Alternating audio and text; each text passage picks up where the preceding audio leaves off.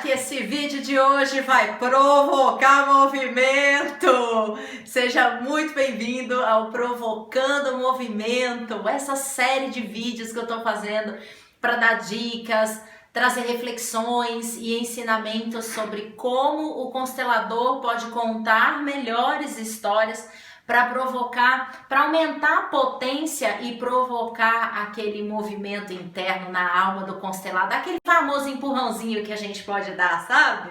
Eu sou Sandra Maurami e o tema de hoje é erros que você comete ou pensa sobre o ato de contar histórias no atendimento sistêmico. Essa série de vídeos é voltado para consteladores ou profissionais que utilizam dos princípios sistêmicos nas suas áreas de atuação, seja educação, seja na terapia, seja na saúde, no direito, enfim. Então vamos aos erros. Olha, eu escolhi para falar sobre algumas coisas que são as coisas que mais chegam para mim. Erros que eu vejo alguns colegas cometerem, e perguntas que me são feitas ou até mesmo algumas objeções, sabe? O primeiro erro é achar que quando eu falo que os consteladores familiares precisam aprender a contar histórias, eu estou falando de que eles vão se tornar contadores de histórias, sabe? Aqueles que a gente vê em apresentações, em espetáculos, que precisa tratar da postura, da entonação da voz e essa coisa toda. Como se o constelador precisasse se tornar este contador de histórias espetacular. E não é disso que eu estou falando. Quando eu digo que o constelador precisa sim, porque o ato de contar histórias é uma ferramenta que potencializa os seus atendimentos sistêmicos, eu estou falando de um olhar mais técnico para a história e principalmente de um olhar voltado para si no ato de narrar a história. Então vamos lá. Eu estou dizendo que o constelador precisa saber que aquela história que ele pretende narrar, qual é o ponto alto dela. Saber identificar quais os conflitos que estão ali naquela história que pode ajudar a identificar a realidade, trazer o constelado para a realidade. Essas identificações de conflitos, elas nos ajudam também a perceber quais são os elementos que não pode ficar de fora, o que eu não posso deixar de narrar naquele conto, porque esses elementos ajudam a fortalecer, a potencializar o conflito ou a mensagem que a história quer passar. Elementos que trabalham os 5 sentidos do escutador. Quando eu consigo trabalhar bem esses 5 sentidos, ou alguns, né? Dependendo do conto não dá para você usar todos, mas quanto mais eu trabalho os 5 sentidos na história e aprendo a fazer isso com maestria, mais eu atiço a atenção projetiva do escutador. E a atenção projetiva, eu já falei isso num vídeo, eu vou até deixar o card aqui para você ver depois. A atenção projetiva, ela é ativada apenas pela história. É quando o escutador se coloca no lugar daquele personagem da história que você está narrando. Então eu preciso saber como narrar essa história para provocar o movimento interno na alma do constelado. Tem gente que parece que já nasceu com esse dom, né? Já nasceu com a capacidade narrativa, com o dom da oralidade, e eles fazem isso muitas vezes sem saber o que estão fazendo, sem saber como. Se você perguntar para eles, eles dizem, sei lá, eu simplesmente conto. Não é assim? Mas o bom é que dá para aprender a fazer isso, dá para aprender a melhorar a sua comunicação e principalmente a potencializar a história que você está narrando. Então não é para se tornar um contador de histórias, de espetáculo, onde você está diante do grupo e vai levantar da cadeira e vai fazer uma apresentação para todo mundo. Não, muito pelo contrário. Às vezes é o seu jeitinho, é como se fosse um bate-papo ali, mas eu preciso saber exatamente como levar a história na potência que ela pede ou na potência que ela pode chegar para movimentar o constelado. Segundo erro que eu vejo muito é achar que ao ler um conto ou ao ouvir um conto, eu vou dar conta de contar ele no dia seguinte. Ô Senhor, vai dar não? Pode ser até que dê, se você já tem esse dom, né, essa capacidade da oralidade, você até consiga, mas mesmo assim, você pode esquecer algumas coisas, elementos que são principais, elementos chaves da história, que vai realmente potencializar a mensagem, você entendeu? A gente pode usar como exemplo a história de Jesus Cristo há mais de 2000 anos sendo narrada. E alguns conseguem, ao narrá-la, movimentar centenas de pessoas. E outros não. Outros não conseguem movimentar nenhum. Por quê? A história é a mesma? Uai! Então, se a história por si só já provoca movimento, então por que tem gente que não consegue movimentar com uma história que está sendo narrada há mais de 2000 anos? E outras conseguem movimentar centenas e centenas e milhares de pessoas? Por conta dessa capacidade do contador de histórias. O conto é vivo. Então, para que você possa transmitir esse conto, ele precisa estar vivo em você primeiro, para depois você transmitir esse conto. E é interessante como os contos nos dão tudo. Vou dar um exemplo. Outro dia eu estava conversando com meu marido e eu virei para ele e eu falei assim, então, você já percebeu que o conto te dá o clima? A própria história te dá o clima da história, o clima de tempo, eu tô dizendo, se tá quente, se tá frio, se é de dia, se é de noite, se é de madrugada, se é ao entardecer. E aí ele falou, não, como assim? E aí eu perguntei pra ele, bom, quando eu conto a história do Homem Sem Sorte, por exemplo, né, que é um conto tradicional, você imagina que ele tá acontecendo que momento do dia? Ele fala, de tardezinha, porque acende a fogueira e tudo mais. Eu falei, então quando você ouve essa história, a imagem que eu crio na tua cabeça é de que os acontecimentos daquele personagem e dos personagens envolvidos está se passando naquele momento.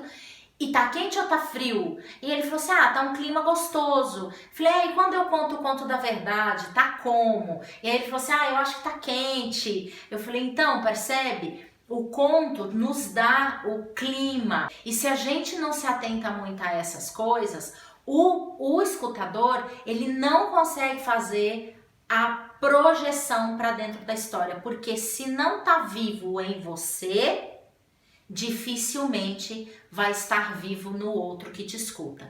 Precisa estar vivo em você. Você precisa ter domínio, talvez seja essa palavra. Você precisa conhecer mesmo o conto, como se aquilo tivesse passado com você, se passado com você. Senão pode acontecer de você esquecer fatos ou dados importantes, acontecimentos importantes, que vai enfraquecer a mensagem da história.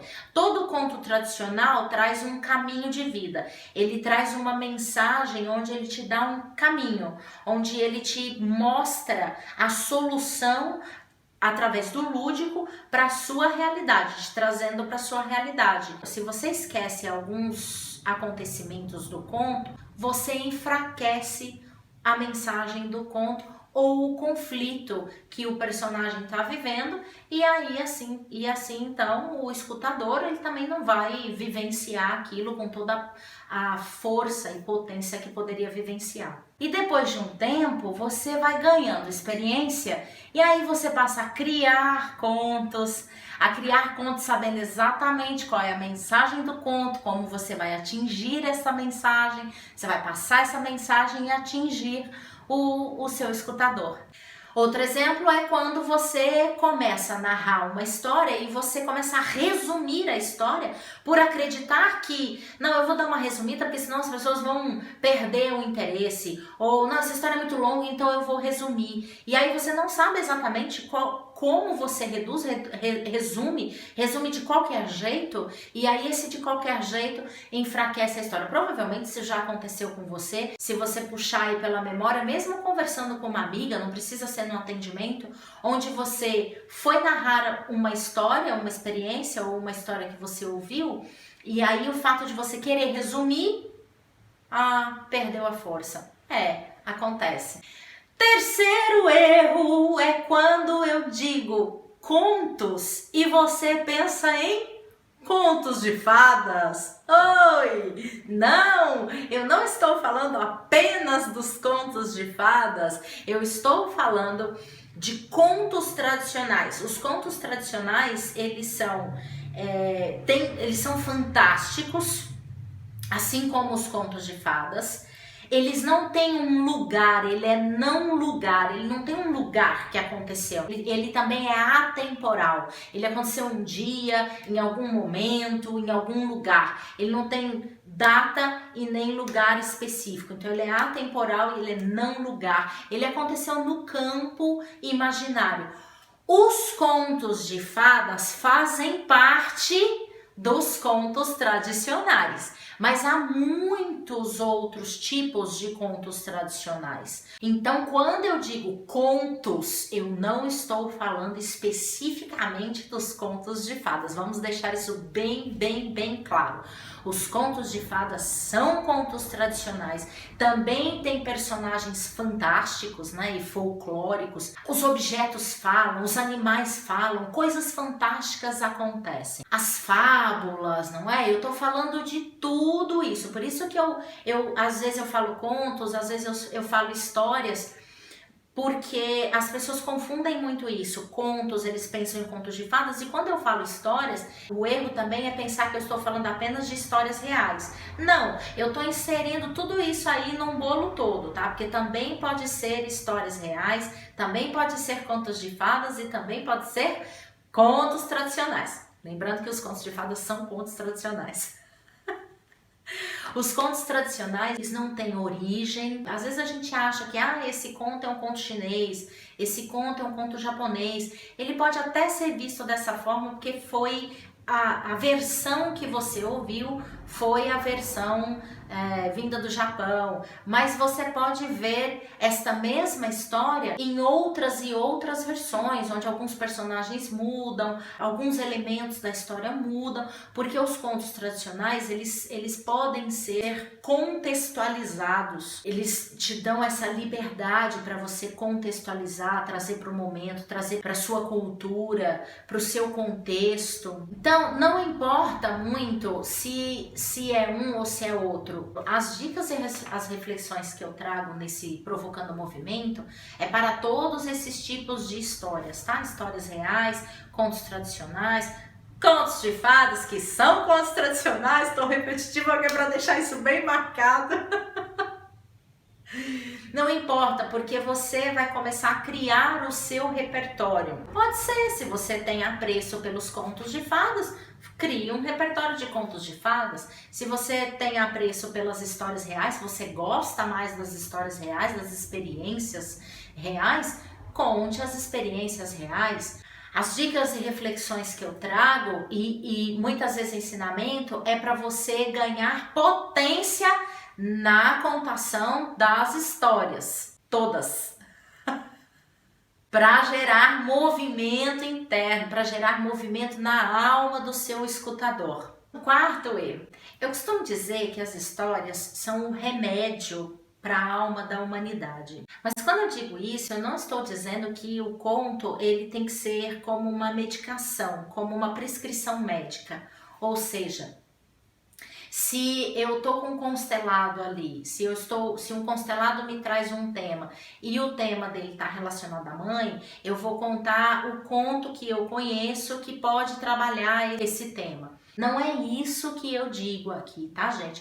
Nós que sabemos que o campo nos traz a informação, quanto maior o teu repertório, maior a possibilidade do campo pedir a história. Então ele vai te pedir, a história vai literalmente ser solicitada para contar. Não é, essa história é para pessoas que têm problema com mãe. Então todo mundo que eu vejo que tá com problema com mãe, criticando a mãe, julgando a mãe, enfim, eu vou dar este conto para ela. Não, não é isso. Não, as histórias não são medicamento, mas sim, elas são remédios porque curam as dores e as feridas da nossa alma. Então, se você sabe que aqueles 10 contos que você conhece trabalham um tema específico, na hora que você tiver com o constelado, A gente é treinado para confiar no campo, não é? Então confia também na história que solicita, que pede para ser narrada. Quinto erro é achar que você precisa decorar o conto. Decorar assim, ó, ipsis liter, sabe? Cada palavrinha. Ou principalmente quando é um conto literário e aí você precisa memorizar aquele conto e narrar aquele conto ou aquela história como você leu. Lembra que eu falei que o conto é vivo? Então, ele precisa caber em você. Pode parecer que eu tô viajando aqui, viajando na maionese, que eu tô falando umas coisas meio malucas, mas a partir do momento que a gente começa a estudar esse assunto, verificar os elementos, a gente começa a trazer novos elementos para o conto. Ele literalmente começa a caber na sua boca, as palavras que mais se encaixam com a maneira natural de você falar, com a maneira natural de você bater um papo. A maneira como eu descrevo uma imagem é diferente da maneira como você descreve essa imagem. Então, quando a gente lê um conto literário e quer narrar aquele conto do jeitinho que ele foi lido, aí complica porque são linguagens diferentes. Uma é a linguagem escrita, literária, e a outra é a linguagem da oralidade. Então, eu preciso trazer aquele conto para mim, transdizer aquele conto. A gente não fala transcrever o conto, eu preciso transdizer o conto para que ele caiba para mim, em mim, para que ele comece a ganhar vida dentro de mim. E só depois, novamente, eu vou transmitir. Por quê? Porque um erro que eu vejo também, que já vamos colocar aqui como sexto erro, é contar histórias e contos que ainda me afetam emocionalmente. Ou seja, durante a narração eu fico emocionada com o conto. Eu sempre indico a gente não narrar contos assim ainda. Não só eu, mas outros contadores de histórias também falam disso. Enquanto o conto te mover emocionalmente, não é hora de você ainda passar ele para frente. Por quê? Porque ele está trabalhando em você. Quando você ouve uma história, você acha lindo, e aí na hora de contar, garganta engasga, sabe? Algum movimento ali emocional ele provoca em você, segura mais um pouquinho, fica com ele mais um pouco, vai se contando essa história diversas e diversas vezes, para ele terminar de fazer o trabalho que ele precisa fazer no seu inconsciente, no seu sistema emocional. E aí sim, quando você estiver livre, aí a gente se torna passagem daquela história, né? Daquela alma viva. Então, podemos dizer com isso, o sétimo erro, eu nem sei quantos erros vão ser, tá, gente? Mas eu tô falando aqui. O sétimo erro seria você não adaptar o conto para o contexto, para a sua cultura, para o momento, para o contexto atual, o momento do grupo. Essa adaptação com o conto, o conto fica mais próximo da realidade daquele que ouve, daquele que escuta, mesmo que seja um conto lúdico, mesmo que sejam contos de fadas. Os contos de fadas nos permitem isso também, já que eles são contos tradicionais. A Disney tem a versão dos contos de fadas. Se você for procurar as versões originais, você vai perceber muita diferença ali das versões que a Disney fez. Eu sempre dou um exemplo de um palestrante que fez uma palestra aqui no Brasil, falando do café. E o café, para nós temos uma ligação muito grande, né? Uma ligação emocional muito grande com o café. E ele foi dar essa palestra, a mesma palestra lá na China. E na China não houve o mesmo envolvimento, não houve o mesmo engajamento. Por quê? Porque a ligação deles com o café é outra, é em outro lugar. Ele devia ter mudado essa palestra para arroz, né? Porque a ligação que eles têm com arroz, é a maior fonte de alimento deles, né? Então a ligação que eles têm com o arroz é muito maior. Então você precisa contextualizar, não adianta nada trazer uma coisa para nós. Agora isso não quer dizer que se na história tem um dragão, você não possa trazer o dragão, porque ai meu Deus, o dragão não faz parte da nossa cultura. Não é disso que eu estou falando. Eu estou falando que algumas coisas você deve adaptar para aproximar mais. Por exemplo, tem alguns contos tradicionais que foram adaptados para como se tivesse sido uma história real. Eu vou dar um exemplo para vocês, tá? Para isso eu vou precisar contar a história. A primeira vez que eu ouvi essa versão dessa história foi uma versão japonesa.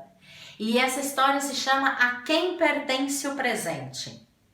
É a história de um grande mestre nas artes marciais, principalmente na espada, um grande espadachim. E ele nunca foi derrotado. E depois de uma certa idade, ele se cansa daquela vida e decide ensinar a arte da meditação. E ele vai para cima de uma montanha e lá ele começa a ensinar e praticar a meditação. Depois de alguns anos, surge um outro mestre, um outro espadachim, tão poderoso quanto esse mais velho, que também nunca havia sido derrotado. E para ele se tornar então o maior mestre de todos na espada, ele precisava derrotar este mestre que estava lá ensinando a prática da meditação. Então ele sobe a montanha e propõe um duelo. O mestre mais velho fala, ai não quero mexer com isso mais não, agora eu tô na meditação, agora eu tô na paz. Mas ele perturba tanto que tá bom, vamos duelar. E os dois no dia, na hora marcada, se encontram e todos que ficaram sabendo do duelo em volta, né, querendo ver os maiores espadachins duelando. O espadachim mais novo, ele começa a jogar terra na cara do mais velho, a cuspir, a xingar, a insultar, a ofender. E o mestre mais velho, com a mão na bainha da espada, ele estava, lá ele ficou. Ele não mexia um fio. Eu sei que chegou uma hora que ele cansou daquilo tudo e falou, foi embora. Ele tinha como estratégia desequilibrar emocionalmente o seu adversário e assim ele descobriu o ponto fraco do adversário para derrotar. Como ele não havia conseguido isso com o mestre mais velho, ele foi embora. Só que as pessoas que ali assistiam o duelo ficaram muito revoltadas com o mestre mais velho. Porque como assim, ele sendo o maior de todos, como é que ele pode deixar isso acontecer? Como é que ele pode deixar vir um moleque e ofendê-lo daquela forma, cuspir na cara dele, jogar terra na cara dele? Como isso era possível? E então o mestre olha para todo mundo e pergunta, se você me dá um presente e eu não aceito o presente que você me deu, a quem pertence o presente? Então um deles responde, fica para mim. Pois então, com as ofensas são a mesma coisa, fica para ele. Essa é a história que eu ouvi, a versão que eu ouvi japonesa. Só que eu também já ouvi essa mesma história numa outra versão, como se ela fosse algo que realmente aconteceu. Não tem esse aspecto de conto lúdico, né? Um homem muito, muito, muito espiritual vai dar uma entrevista para um grupo de jornalistas. E um dos jornalistas ali no meio não gostava muito daquele homem santo. E aí acontece a mesma coisa, o homem santo dá a mesma resposta. Então você atualiza, você contextualiza para a sua cultura, para o seu momento, você pode fazer isso, os contos nos dão esta liberdade, por isso que eles são contos que atravessam o mundo há milhares e milhares de anos, porque eles são atualizados, eles são modificados, e eles são contextualizados. Agora, você pode também ao fazer isso cometer um outro erro. Eita, Vreula, como é que faz então, Sandrinha? Pois é, por isso que eu digo que tem que aprender a contar histórias. Você pode talvez valorizar momentos, acontecimentos ou elementos da história que vão tirar a força da história, que vão tirar a força da mensagem ou do conflito que ali se encontra. Então você tira a potência da história quando a gente valoriza alguns elementos que não são tão importantes assim. Por exemplo, Pegando essa história que eu acabei de contar para vocês, se eu tivesse dado muitos elementos, mas muitos, se eu tivesse virado para vocês e falado assim, olha, há muito tempo atrás existiu um mestre, tinha 65, já estava com 65 anos esse homem, ele usava uma roupa X, ele morava num lugar Y e ele era um dos maiores de todos os espadachins do mundo. E ele decidiu subir a montanha porque ele já estava cansado, a montanha era íngreme, lá em cima da montanha ficava, enfim, eu vou trazendo uma série de elementos que quem está ouvindo vai falar, pelo amor de Deus, me fala, me conta logo essa história e para com essa ladainha. Então, são essas coisas que eu digo que a gente precisa, principalmente nós que trabalhamos com atendimento, trabalhamos com os princípios sistêmicos, onde a gente acessa o campo, né? Ou a gente acessa o campo percebendo onde que está o emaranhado e tudo mais, e nos traz e o campo nos pede um conto. Como eu narro esse conto faz toda a diferença. Assim como eu dei o exemplo de Jesus, uma pessoa consegue narrar a história de Jesus e movimentar centenas, outras não, porque tem a ver com a capacidade do contador de histórias, com a capacidade de narrar essa história e fazer com que o escutador se projete para dentro dela e a movimentação interna e o movimento da alma aconteça. Então, a capacidade do narrador de histórias é o que vai gerar potência. Às vezes a história em si, ela nem é tão potente. Ela é uma historinha de 3, 4 linhas que você achou, viu que ela é boa, viu que ela tem uma mensagem interessante. Saber trabalhar e conduzir essa história. Da mesma forma que nós passamos por treinamentos para aprender a conduzir uma constelação, é a mesma forma que eu digo que a gente precisa aprender a conduzir uma história. E o nono erro é contar a história como se fosse um locutor, sabe? Esses locutor de vídeo, sabe? Aqueles narradores de filme que tem aquela voz e que colocam uma entonação, aqui vai ponto. Um dia, um homem que estava caminhando sobre a estrada encontrou uma moça, uma mulher linda. Não precisa. Se esse é o seu jeito de falar, tá tudo certo. O que eu estou dizendo é você modificar o seu jeito de falar para contar uma história. Não há necessidade.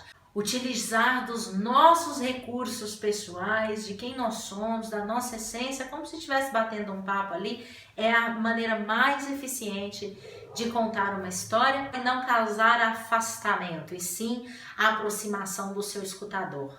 E eu acho que o último que pode acontecer, e que eu já vi algumas vezes acontecendo, é trazer algumas histórias que não tem muito a ver com o assunto que está sendo tratado. Grandes hipnotistas colocam durante a sua hipnose uma contação de uma história, tá? Eles contam uma história. E eles informam ali, no meio da hipnose, eu vou te contar uma história, e conta uma história. Eu já vi algumas situações onde, ou numa meditação guiada, eu não sei se você viu o vídeo que eu falo da meditação guiada, eu vou deixar o card aqui para você assistir esse vídeo, que é onde eu falo dessas meditações guiadas que estão sendo feitas ultimamente e por que elas não são tão eficientes, né? Por que elas poderiam ser mais eficientes do que elas são. E os grandes hipnotistas colocam a história porque eles sabem do poder da história em provocar memória a longo prazo e a âncora, né? Para você ancorar a mensagem que você está trabalhando naquele momento. E com base nisso, eu acho que o erro que eu ando vendo é alguns contam histórias e as histórias durante uma meditação ou durante uma explicação, onde a história não tem muito a ver. Porque na cabeça dele, ele acha que tem, porque ele entendeu a história daquela forma, foi como a história chegou para ele. Mas a história em si, e tá tudo certo com isso, tá? O que eu quero dizer é que a história em si, ela não trabalha aquele tema específico, ela não passa aquela mensagem que para o constelador tá claro. Mas se não é a mensagem clara da história, fica difícil você trabalhar com ela só porque você acha que ela é uma boa história. Então, precisa aprender a analisar o conto para saber qual é a mensagem forte ali, o que está por trás. E a história ela é livre. Aquele que escuta vai receber a história e perceber a história do jeito que ele precisa naquele momento, tá? Só que a história tem um ponto alto. E aí a gente volta no primeiro erro que eu disse, né?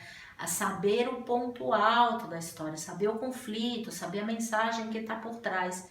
Por conta disso, por não saber, muitos colocam histórias que para ele faz sentido com o tema, mas a história em si não faz sentido nenhum com o tema, tá? Não está conectado com o tema. Então era isso. O vídeo de hoje era sobre estes erros que eu ando vendo. Continua aqui, se você gostou desse vídeo, você já sabe o que fazer. Dá um curtir, me segue no Instagram, se você estiver vendo no Facebook, curte a página do Facebook.